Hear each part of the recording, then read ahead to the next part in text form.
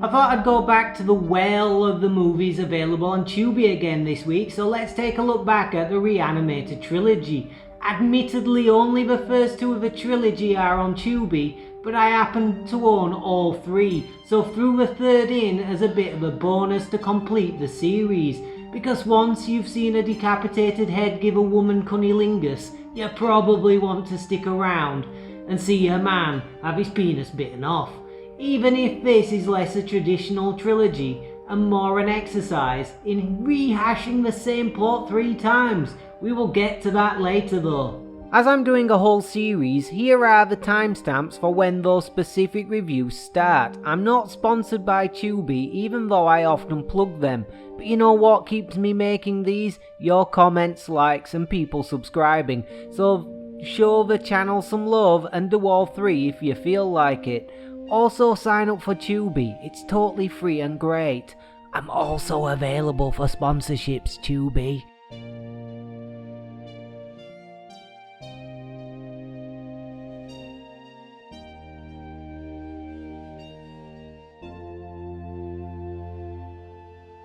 Ugh. I promised a decapitated head sexually assaulting a woman, and you don't have to wait long because yep, it happens right in the first movie of the trilogy, that of course being Reanimator, which is a 1985 comedy horror directed by Stuart and produced by Brian Yuzna. The film's genesis came from a conversation Gordon had with some friends one night about how he was fed up with seeing so many vampire flicks, and he really wanted to see more Frankenstein films being made. When someone mentioned the short story by H.P. Lovecraft called Herbert West Reanimator to him, asking if he was aware of it, which he was not, so he went ahead and borrowed the Chicago Public Library's copy and read it. Initially, he planned to adapt the book to the stage, using the Chicago Organic Theatre Company. Due to the story being set at the turn of the 20th century, they realised this would be far too expensive for them to recreate, so instead turned in another direction, updating the story to the present day and turning it into a half-hour television pilot. After being informed the half-hour format was unsellable, they extended the runtime to an hour and wrote 13 episodes. The special effects technician on John Carpenter's Dark Star, Bob Greenberg, repeatedly told Gordon that he would only be able to sell such a horror story as a feature film and more specifically on home video. With this in mind, he introduced him to the film's eventual producer, Yuzna, who convinced Gordon to shoot the film in Hollywood due to the extensive special effects required. On release, the film grossed $2 million in the United States, more than doubling its estimated budget of $900,000. It was even a massive critical success, with reviewers holding a 93% rating on Rotten Tomatoes, with the consensus being that perfectly mixing humour and horror, the only thing more effective than Reanimator's gory scares are its dry, deadpan jokes. It is, however, on home video where, like many of the films I cover, this discovered its fandom, going on to become a huge cult hit. Originally given an X rating by the MPAA, an edited R-rated version was created for VHS to allow all video stores to carry it. I own the unrated version, which runs to 86 minutes. The R-rated version runs a tad longer at 93 minutes, having most of the gore edited out and replaced with various scenes that were left on the cutting room floor for pacing reasons, which included a subplot where Dr. Hill hypnotizes various characters to make them more suggestible to his ideas, and Herbert West injecting himself with small doses of the reanimating solution to keep himself more alert. I have definitely seen this film numerous times over the years, but hadn't seen it in maybe a decade, and it seems that over those intervening years I'd combined Reanimator and From Beyond into one movie in my mind, which is another movie by the same director and stars Jeffrey Combs and Barbara Crampton, based on a Lovecraftian story. One day I'm definitely going to have to revisit that one for a look back at, I think. As for Reanimator, is it as glorious as I remember, even without From Beyond being melded to it? In short, yes. Jeffrey Combs is perfectly cast as Herbert West. He's so intense and hard-faced, almost like Anthony Perkins in Psycho. You absolutely buy this guy is crazier than a bag of hamsters. From the very first scene where we see him hunched over a poor guy whose eyes are exploding from his head, to the very last scene where he's being dragged into a hellish portal by some Lovecraftian tentacled monster, and all he cares about are his notes, which I guess is a decent segue into the other extremely notable thing about this, and it's the special effects. Man, these are some of the creme de la creme of 80s practical horror effects. John Nowlin was the man behind the makeup effects, using what he described as disgusting shots brought out from the Cook County morgue of all kinds of different lividities and different corpses, as his inspiration for the various zombies and their looks. They also used a book of forensic pathology in order to represent how a corpse looks, creating a variety of odd skin tones to mimic the way blood pools under the skin after death. Nowlin has claimed this is the bloodiest film he has ever worked on, using 24 gallons of blood as opposed to the usual 2 gallons he would normally use. The buckets of oozing blood, when added to the headless Dr. Hill zombie, played by David Gale, are delightfully gory and add to the humour. The humour is subtle, deadpan and dark rather than raucous and in your face, like when it is subtly hinted that Dr. Hill does the dirty with the cadavers, and the security guard is well aware of it. I guess I've put it off long enough. Yes, this is absolutely an 80s exploitation film, as well as being an adaptation of Lovecraft, so we get a decapitated head attempting to perform oral sex on a woman chained to a gurney. Personally, I find this hilarious because everything about it is entirely ridiculous and absurd and so removed from reality, but I understand why someone might find that offensive and deeply disturbing.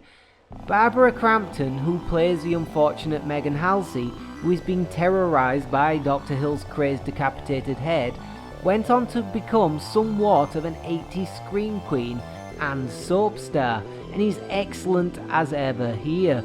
The horror as the film unfolds and culminates in that scene is entirely believable. I'm often shocked at what madness people in the 80s put in films, and even more shocked what actors agreed to, and this is right up there in my top 10. Extra accounts for about 8 of those places, a film I covered very early on in my YouTube days if you want to check that out. Reanimator is a must-watch example of 80s horror in my mind, being a wonderful blend of gore, deadpan humour and ridiculous situations. It is no surprise it went on to spawn 2 sequels and became a massive cult hit that is still beloved almost 4 decades later.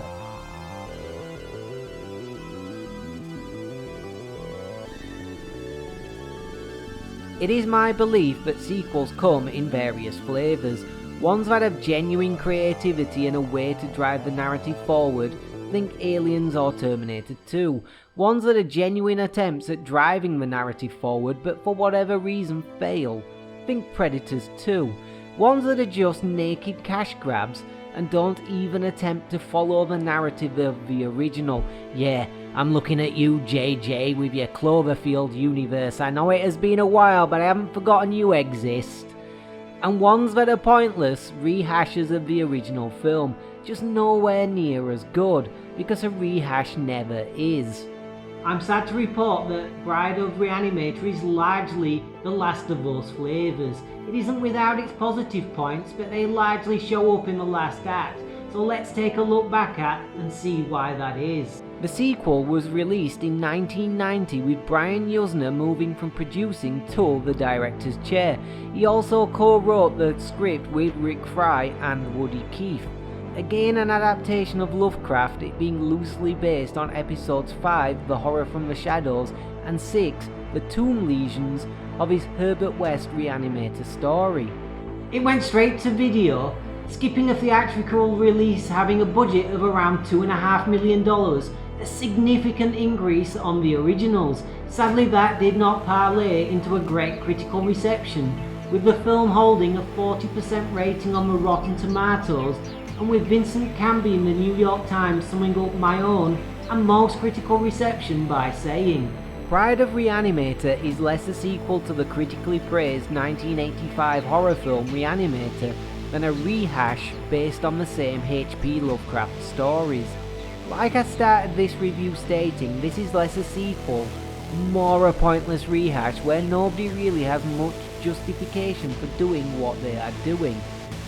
Now I know it might seem mildly churlish to say a film about decapitated heads that commit felony sexual assaults was believable, but bear with me because I'm about to just say that. Everything that happened in the first film had a setup, build-up and payoff within that flick's universe. Can't really say that about the sequel. Jeffrey Combs reprises his role as Herbert West, which is absolutely believable seeing as he was the best thing about the original, but kind of makes little narrative sense, as he was definitely toast at the end of the first film, being sucked into some form of glowing light by Lovecraftian tentacled monsters. But apparently, no.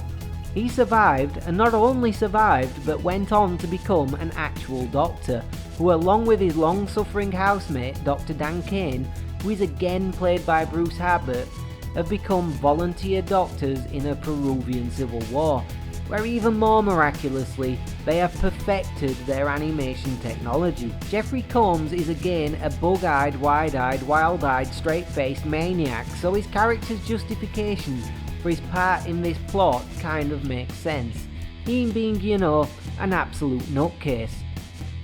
Bruce Abbott absolutely being yin to Combs' yang in both of these flicks, his performance being far more conventional. But as for Dr. Dan and his motivations, Danny boy, what you doing, bro? Why are you hanging around with Dr. West? Cut him off. He already got your very beautiful girlfriend murdered in the first film, who you've replaced with a just as beautiful girlfriend not 8 months later, because yes, this is set 8 months later.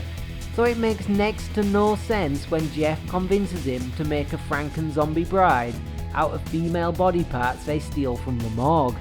Just like the return of decapitated sexual assault head, because yeah, he's back too, still decapitated and reanimated by a separate doctor, who just decides one day to inject this decapitated head he has in his cupboard with some green goo he has on his shelf, like a normal, sane, scientifically minded person would. Although it is the decapitated head who provides the movie's best moments at the end, turning himself into a flying head bat, along with creating a whole horde of bizarre and imaginative zombies. I know that description above might make the sequel sound somewhat different to the original, but largely the plot beats are exactly the same. This is the first film's plot with a Frankenstein bride that makes little narrative sense and has little narrative impact in the end inserted into it. Anybody who has seen Yuzna's prior work, Society, won't be hugely surprised with the plot structure, being a slow build up over 2 acts and then the third act being a mass orgy of amazing weirdness. Special effects and gore are exactly in line with what you'd expect from this kind of horror, with some really nice stop motion puppets being used, especially the one to create the finger eyeball puppet. The composite green screen effects used to create the flying head bat still surprisingly hold up, I think. Barbara Crampton, whose character was killed off with it being heavily implied she was reanimated at the end of the first film, refused to return, as by this time she was a huge soap star and her agent advised her against it, which explains Megan's absence and possibly why they didn't go with the sequel's original plot idea, which was to have Dr. Dan working as a building superintendent as he was secretly rebuilding Megan's body, but when the feds find his whereabouts they whisk him off to be reunited with Herbert West and instruct them to reanimate the president. I wish they'd gone in that direction, as this sadly for me feels like way too much of a rehash of the first film, but me to really have enjoyed it fully. It isn't awful by any stretch of the imagination, but if you watch the first and feel like continuing, give it a month or so before watching this one, or just watch Society, because that is a great film.